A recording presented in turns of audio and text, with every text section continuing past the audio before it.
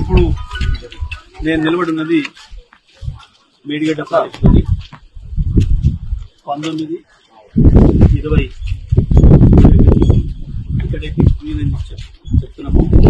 పర్టికులర్గా ఇక్కడ నుంచి వరకు పోయిన ప్రాంతం ఇది. ఈ గేట్ ఒకటి పోయింది, మనం కట్ చేసింది పోయింది కాబట్టి ఇక మిగతా మొత్తం బ్యారేజ్ అంతా కూడా ఇప్పుడు మనం నడుచుకుంటూ వచ్చినాం. రాజకీయ నుంచి చివరి వరకు కూడా ఆ ప్రాంతమే కాదు ఈ ప్రాంతం కూడా ఇప్పటికి సేఫ్గానే ఉంది. ఇవాళ 10 లక్షల క్యూసెక్ల ప్రవాహం ఉంది. అయినా మనకు కనబడుతూనే ముందు వైపు ఉంది. అయితే ఇది గతంలో 28 లక్షల క్యూసెక్ల పైగా నీళ్ళు రావడం జరిగింది ఇక్కడ. అంటే ఇప్పుడు మనం అటువైపు వెళ్దాం.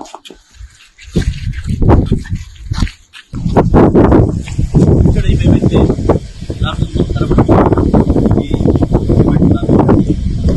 వీటి పైన చెల్లి కూడా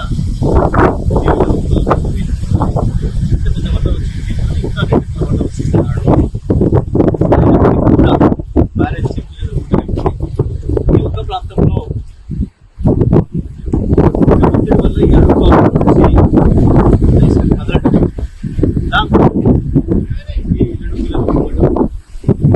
ఇది మాత్రమే జరిగింది.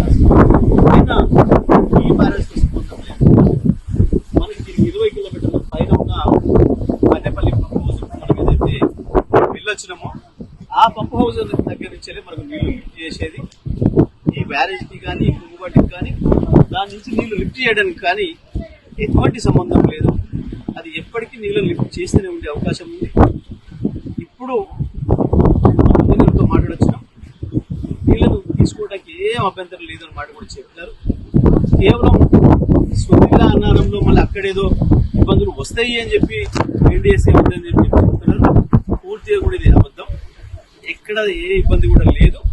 కేవలం ఎన్నికల ముందు దుర్మార్గమైన ప్రచారం చేసింది కాబట్టి, మొత్తమే లేదు కాలుష్యం కొట్టకపోయింది అని చెప్పి ప్రచారం చేసింది కాబట్టి, ఇవాళ నీళ్ళు ఇస్తే నేను చెప్పింది అబద్ధము అని చెప్పి ప్రజల ముందు తేలిపోతుంది. కేసీఆర్ గారి పైన మేము చేసింది దుష్ప్రచారం అనే విషయం ప్రజలకు తెలిసిపోతుంది. మా బండారం బట్టబయలుతున్న భయంతో లక్షలాది ఎకరాలకు నీళ్ళు ఇవ్వక లక్షల మంది రైతులు ఉసురు పోసుకుంటుంది ఇవాళ కాంగ్రెస్ ప్రభుత్వం.